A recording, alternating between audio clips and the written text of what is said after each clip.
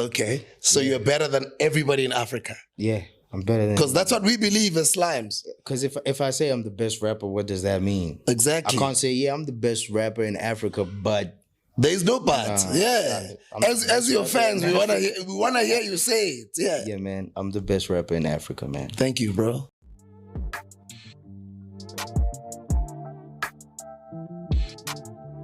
Yeah, 1606 shit, make a wish. The rap. What happened to the game though? You know 97 is taking over, right? It's a paradigm shift that's happening right now. It's fucking good.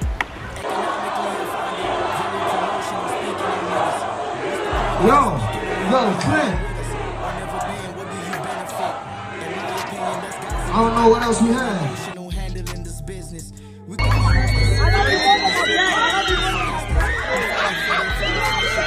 Drake in the US is basically A-Reece here. Yeah, you are. What did you say to me, man? I dropped like 5 caskets. Sometimes I wish I knew that I was fucking with the niggas, bitches way before. Meanwhile, in Honeydew, views got to 1 million. Maybe things would have been a little.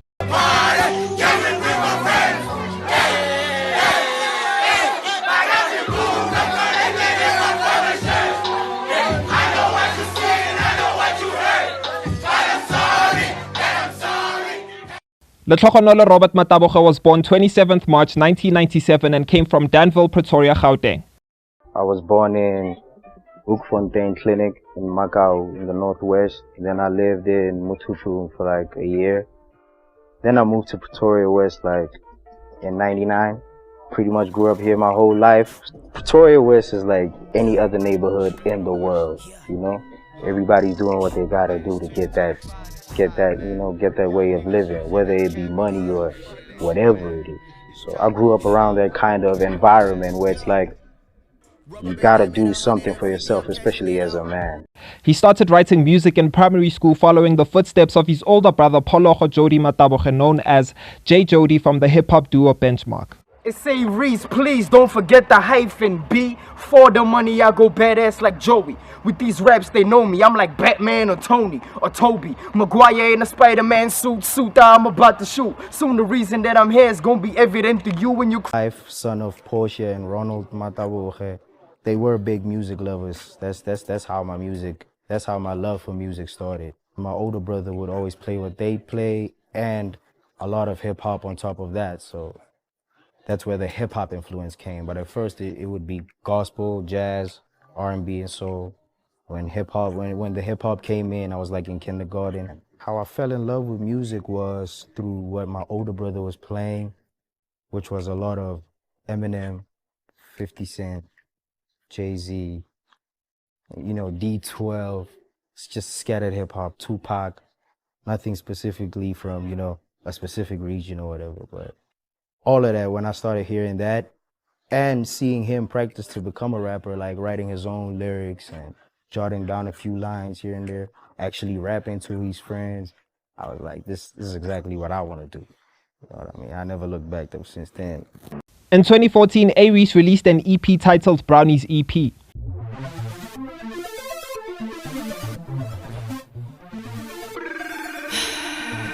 So at the time, I was recording at Row X. So me being at Row X was me getting closer and closer to Cooley. So that's why that freestyle started that way. If I'm always waiting on making music with a man, so my career ain't the shit if he ain't intervene or get involved. Every time I go to Row X, I'd expect Cooley to pop in or something like that, but it would never happen, but I knew I was close. Even if it's just a hook or just a couple bars. From when talk originated to your sophomore, I've been a fan, I still am, nigga, passion galore. I had a plan to get cash, even signing the raw. Remember telling my mom that you my future boss.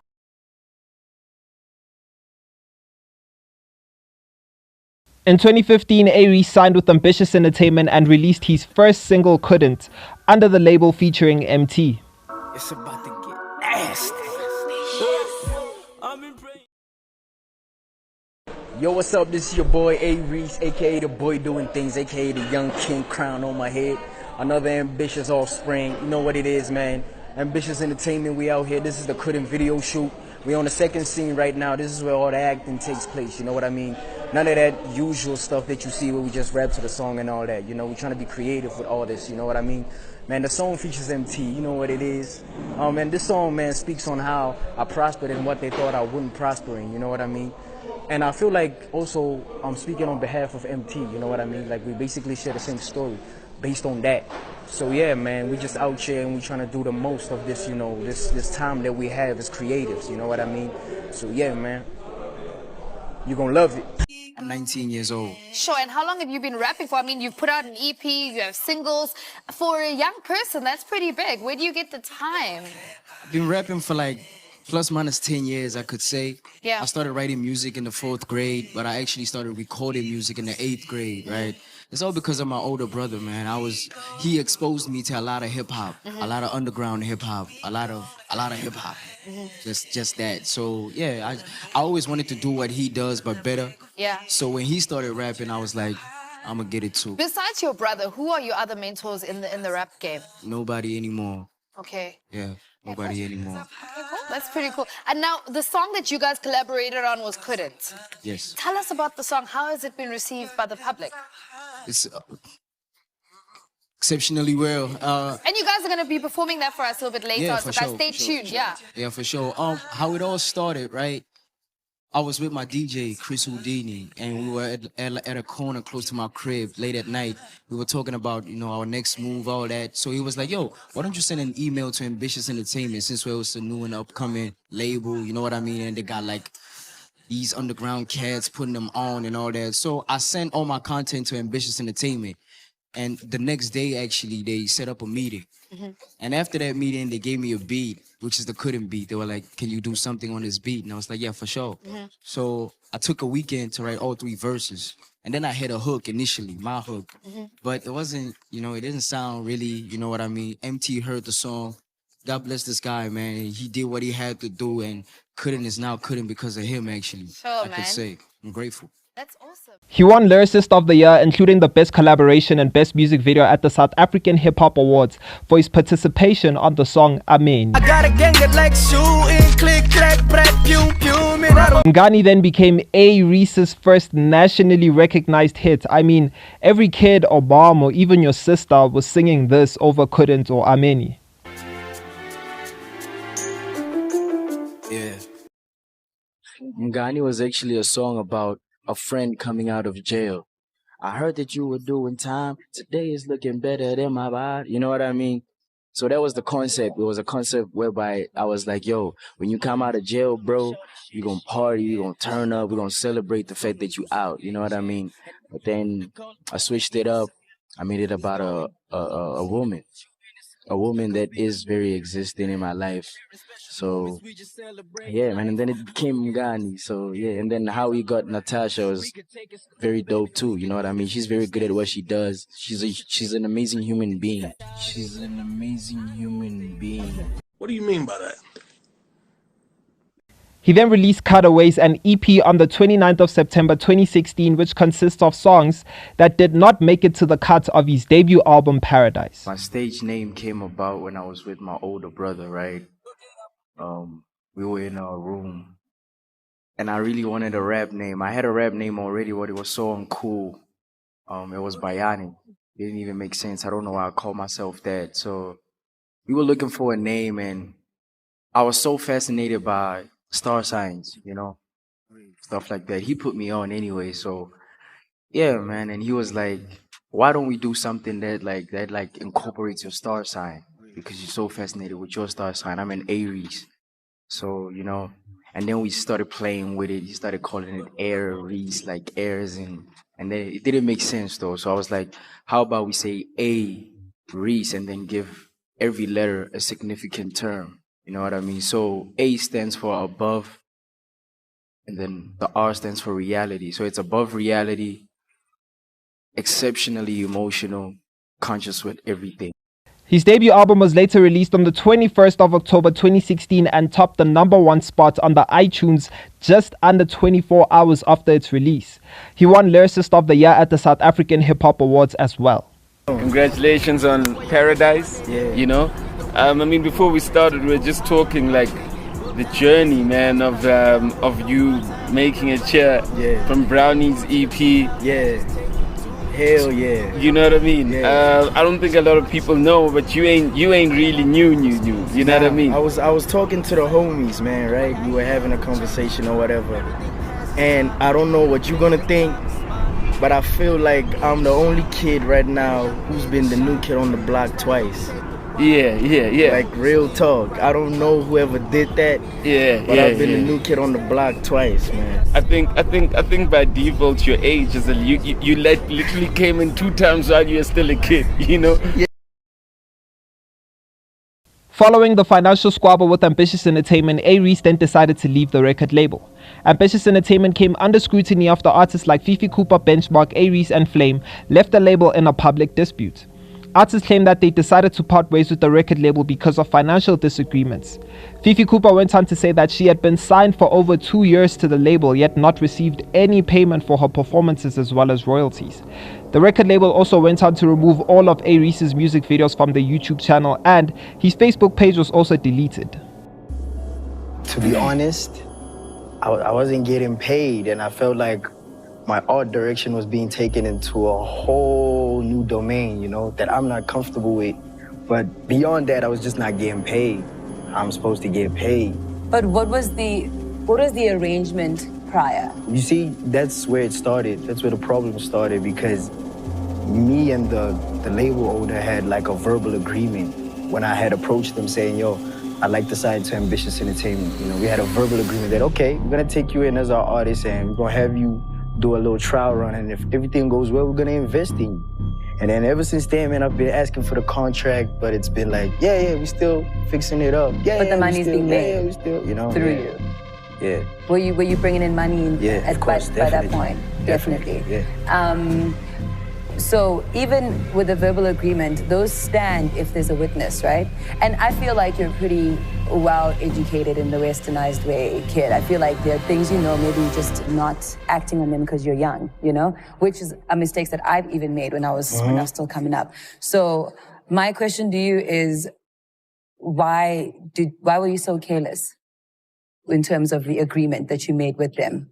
You know, I guess I was hopeless. I was somewhat hopeless, you know, because I'm in matric. I don't know what I'm gonna do after matric, and all I have is this talent, rapping, you know. My older brother just signed to Ambitiouz Entertainment at the time, so I'm like, there's gotta be a sign, you know. And when I went there, when he was like, you know, I was actually looking for you. I've been looking for you. I was checking you out on the net. I was actually waiting for you to finish school, and then we were gonna approach you as a label. I was like, whoa, then that means this is a go. Yeah. You know, so I guess I was just anxious and hopeless. You know, it becomes in the open. Yeah. Can I assume then that, and I'm not saying Ambitiouz did this, I wasn't there, but what I'm gathering from the conversation I'm having with you is basically you were taken advantage of, a young artist not knowing what's happening really in the streets in terms of contracts, and you were done wrong, basically, but definitely taken advantage of in that situation. Would you agree with me if I said that? I feel like most artists in the label are taken advantage of. You know, it's like they check where you are in life first before they actually, you know, propose to you, whatever it is they want to propose. Like all record labels in general, you know, it's like they look at, oh, homeless, perfect, you know, or, oh, he really wants this, perfect, you know? Okay. It's just how it goes. If you could guesstimate, a guesstimation of how much money you should have been getting / how much money you owed. What I can say is I wasn't supposed to be getting money monthly. You know, I was supposed to be getting money per show, you know, for the work I put in, whatever, you know, but I was getting paid monthly and a certain amount that just didn't cut it for me. You know, I feel like I'm getting to a point where I should be getting maybe a little bit more because, damn, I'm on the road every weekend, you know? So let me just put it like that. All right. Do you know how much they were charging for you to be at those shows? I don't even know. You see, a lot of things weren't transparent because I was just looking at one thing, which was getting the music out under a label, knowing that there's a guarantee it's going to be pushed. Because that's all I ever wanted, my music to be pushed. How much did they invest in you, do you think? Did they ever tell you that, you know, we put 500,000 Rand in you? Oh, well, this one time when the label owner had came through to my apartment. This was just before I left the label. Came through with like a briefcase, you know, took out a couple of papers.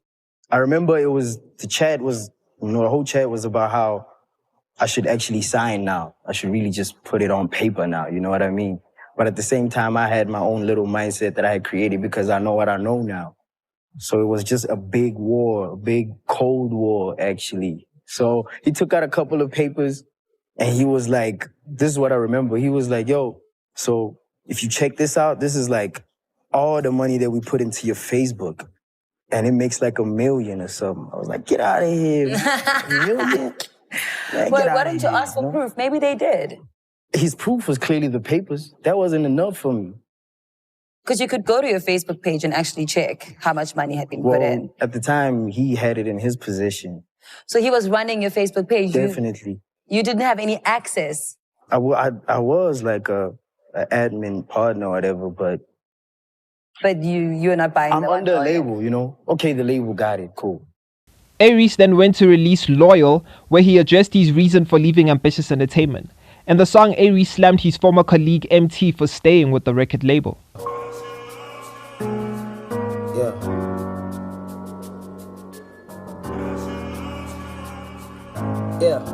Contemplating on all my life choices. Think I got a gift of listening to all the right voices. Either the rich man nurtures your talent or he exploits it.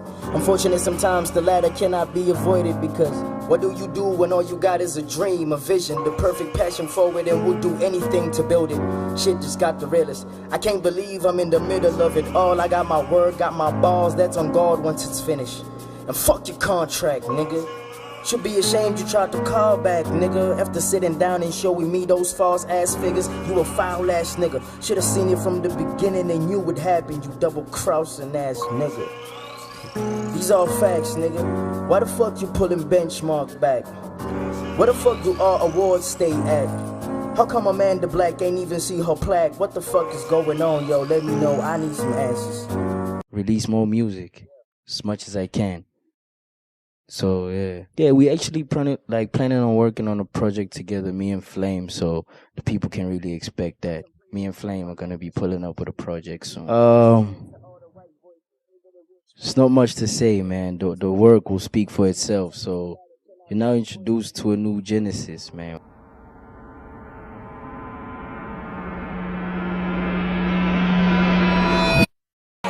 Call her Uber Black, tell that big it is. Ay, got the loudest pack, she gon' bring her friends. He then formed the Wrecking Crew TWC in 2017 with Mash Beats, Flame and Benchmark. The Wrecking Crew consisted of him, Mash Beats, IMP The Don, X Global, Words, Ghost, Echo the Beast, Enkai, Low, Krish, Tiger Banks, Mellow, Don Picasso and Tandonje. It was literally the beginning of one of the greatest movements to ever exist in the South African hip-hop industry. Please introduce the gang, B. Yo, it's your boy, Baby Boy. You dig? It's my boy Flame from K1. It's my boy Mellow. It's my nigga out there, Echo. It's my boy, motherfucking X. That's my man's out here for life. That's Mash Beats. That's my man's out there for life too. That's Zucci, Coke, Dope in the cut. I don't think we can. That's my boy Words. That's my nigga Ends out there. That's SV. That's Papers out there. That's Maestro. That's NK. That's Tando out there. Who am I missing? Who else? Oh, it's gang. It's gang. It's 1, 2, 3, 4, It's the family. It's the family. So who lives here? And then homie just popped out there, like he's about to kick us out. Like, yo, what's happening? He then released a single titled Meanwhile in Honeydew early 2017, and this was almost the second time as the new kid on the block for A-Reece, I'm not gonna lie.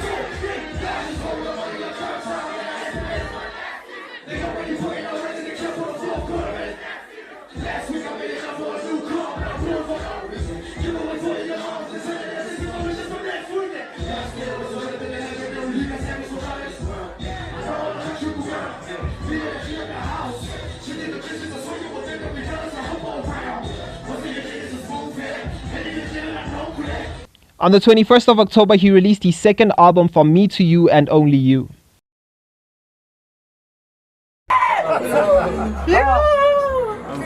Yo! Yo, man. Yeah! Get this cover art, motherfucker. Yeah! Keep this shit, though. I think you can click it.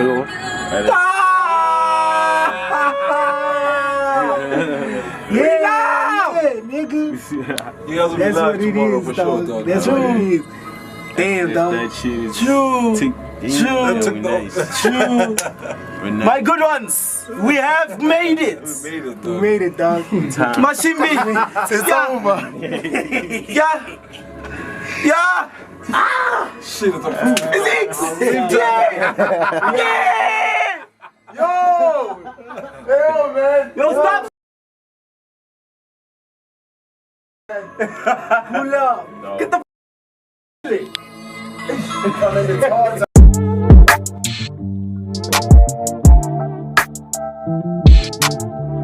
Yeah, 1606 shit, make a wish.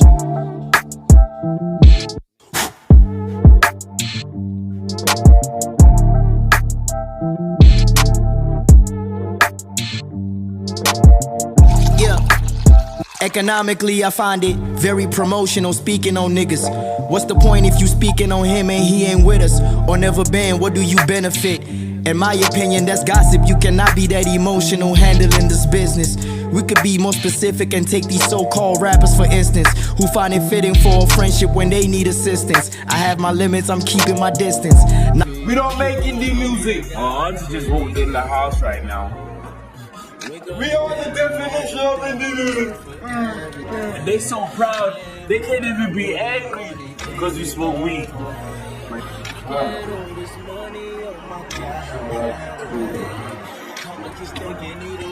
Shout out to Tootie, yo. Smoke a few, get it on, you know. Bump that shit. For me, you and only you. In 2018, he released a Real Nigga Tale which featured 1000 Degrees and then released a collaborative album with Echo the Beast and Words titled Long Lost Letters L3. The lead single was Welcome to My Life.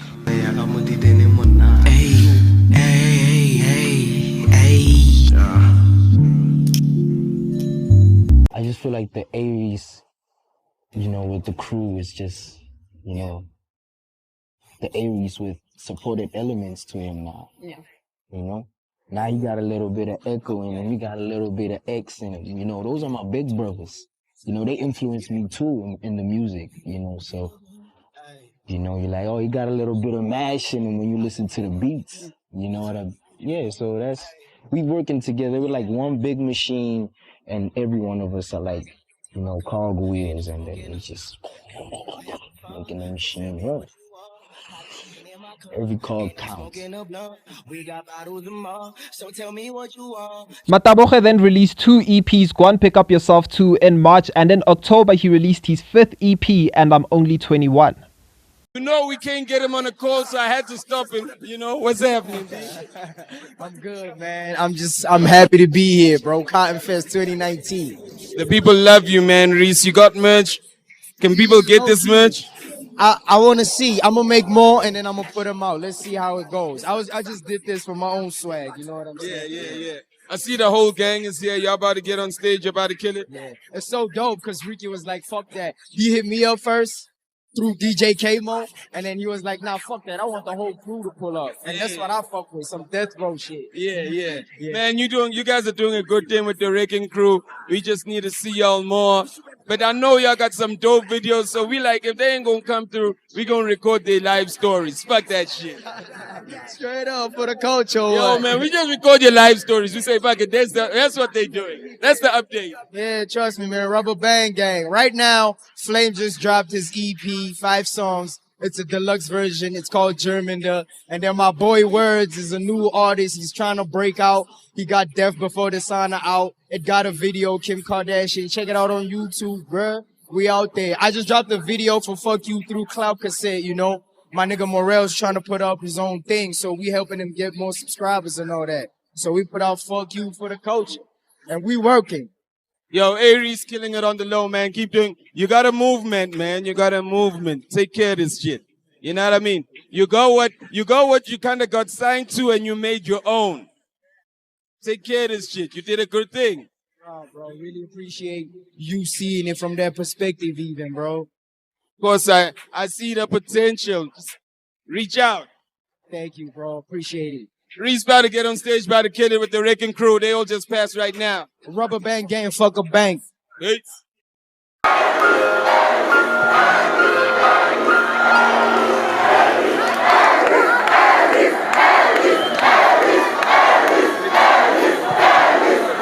The 5-track album titled And I'm Only 21 was released on October 21st, 2018, the same day as his previous albums. A-Reece has previously released 2 albums, Paradise and From Me to You and Only You, both that were released on the same day as And I'm Only 21. In this EP, the rapper shares how he keeps sane with all that happens around him and within the music industry. He opens up about his 4 years of being in the music industry, the fame and what it comes with.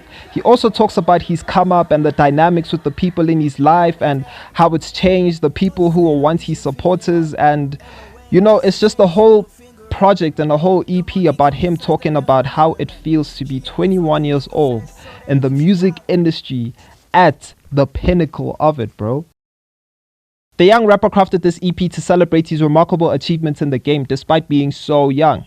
He still got way more to achieve, as witnessed in the song To The Top Please, where he accepts an award that he doesn't even have, acknowledging the work he has put in, not waiting for people to celebrate him. The song is a celebration of himself and a promise that one day, he will be that guy. A-Reece then started creating a name for himself. He even became amongst one of the most booked artists in the country. At some point, he was the most booked artist in the country. With the Wrecking Crew taking over South Africa by storm, no one would even imagine what was about to come.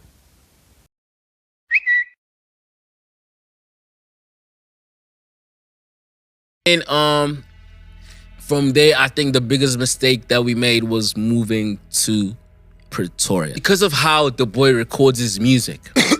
Yeah. And his lyrics. A lot of people believe that A-Reece was funding us and we were living off him and we were holding him back. Not understanding that everyone there was playing a serious role even outside of music. Yeah. For things to actually happen. He had to pick between Wrecking Crew gigs and the boy gigs. Now for his own gigs, he's getting late because the crew's becoming bigger and bigger and bigger and bigger and it's becoming unstoppable. And now when you're looking at the bag this side, it's 55, it's 45, it's 65, bro. We're gonna push you because you're the bigger artist now. There was a system there. We push you as the bigger artist now. You feel what I'm saying? Because once you are in the game and you were up there, you're able to pull up Flame.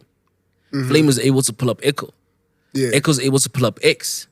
X is able to pull up, the crew splits because X handled Flame's girl. That's a lie too. Wait, that was the story? Yes! But people thought nothing, but people thought me and Flame were beefing because I handled his girl and now that's why the crew split. And that's not the reason why. You're saying you didn't handle his girl. Huh? You're saying you didn't handle I didn't handle his girl. What? Nigga, me and him spoke. When he showed me the girl, I was like, damn, I give him a cosign. That's it. Now, everybody that has been looking at you kill shit on TV, everybody that has been going crazy saying, yo, that's my boy, and nobody believed him. They want to prove it, And everybody was at that house, right? So now this started causing tension in the house. Wild business. Now imagine feeding 25 guys every day. Imagine buying lean for 25 niggas is that. Imagine buying, I remember there was a time I sat down. The jet also. The jet also, everything. And there was a time I sat down calculating expenses. And the weed was 40,000 a month and lean was 30,000 a month. And you haven't even paid rent. Facts. And niggas are shopping every day. Cause it's peak TWC at the time. Reese is the most booked artist, hip hop artist at the time as well, because there was years. The most what? Yeah, there was years he was the most hip hop booked artist, like years, like there was. I don't remember that. Like the most booked hip hop artist. When there was that? a year, bro. And then what? Disaster. Because now, the Wrecking Crew is the money we making as a crew is the money that's feeding everyone. Including 1,000 degrees. It's no longer feeding us now, the niggas that worked for it. Also, you need to start having problem with the splits. Like, we're not even splitting the money. We've never split the Wrecking Crew money. It pays for rent, food. If niggas have shows, certain niggas will be like, okay, cool, go shopping. Go get your swag on for the gig, whatnot.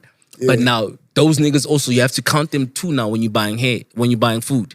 Yeah. So you go into the garage, you're spending 3,000 at the BP garage on pies because it's 25 it's like niggas. 30 niggas, yeah. You feel what I'm saying? And then now niggas are smoking weed, and then later on at night, niggas are getting hungry again. You go into the garage again, it's another 3 bands. You get what I'm saying? I know that lifestyle. Because now that setup led us to being getting evicted. With the 1,000 niggas. Because now people in the neighborhood are like, there's no way, there's 25 niggas in there, they're selling drugs. Early in 2018, Flame, Echo the Beast, and Mellow Don Picasso left the Wrecking Crew due to financial disputes. In 2019, A-Reece released a single, Careless, to address his squabble with Flame.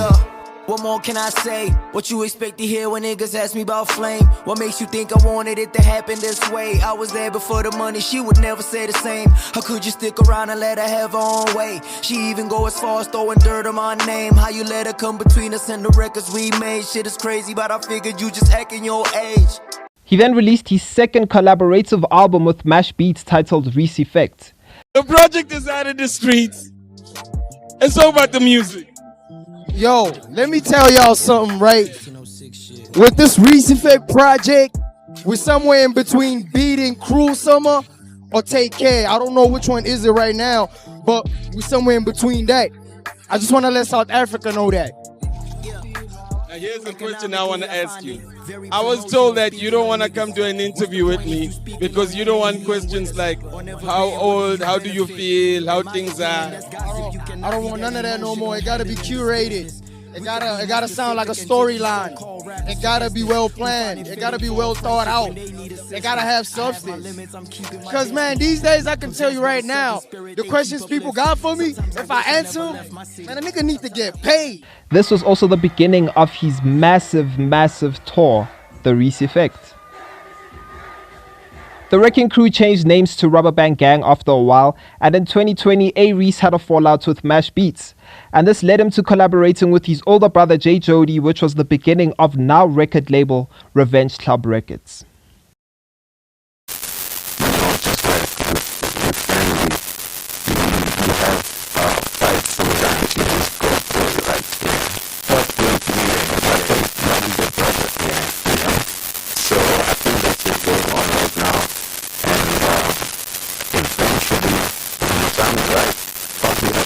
He also released a number of singles including Selfish, EXP2, which led up to the release of his mixtape Today's Tragedy, Tomorrow's Memory. Rap that shit, baby. I ain't trying to pressure you, but you fucking with a professional. I'm like years ahead of you. I don't see these niggas like a priest, they're confessionals. I'm just trying to be unforgettable. Trying to bring me down, I ain't letting you. I'm writing this letter to the memorable, cause we will forever. This album was released on March 26, 2021. The album features guest appearances from Mayanda Gia, Stogie T, Words, J. Jody, and also Bello Salo. Reese told Flaunt magazine that he was inspired by Kanye West during this album. And at the 2021 South African Hip Hop Awards, he won the Best Mixtape of the Year. He then also released his third collaborative album Heaven Can Wait, The Narrow Door Volume 1 with J. Jody. The album included The Confrontation, which is a song that addresses the beef with his former producer Mash Beats. In April 2022, April 20th, A-Reece released The Burning Tree, and I must say guys, with Reese, it's basically music and nothing else, because in the same year in October, he released Deadlines Free P2. A-Reece then embarked on his journey to the USA with Hennessy in celebration of 40 years of hip-hop. In December 2022, A-Reece was featured in the African Hennessy cypher that happened in Nigeria.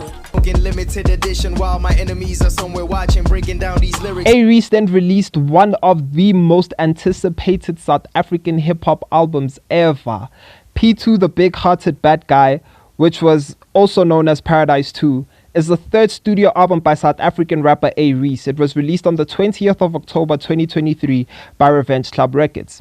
It is the sequel to his 2016 studio album Paradise, and it features guest appearances from Ghanaian rapper Manifest, South African musicians Java Shekinah, J. Jody, Blackie, and American rappers Joey Fats and Fly Anakin. Ladies and gentlemen, the winner of the Best Hip Hop at the Metro FM Music Awards 2024 is the one and only A-Reece!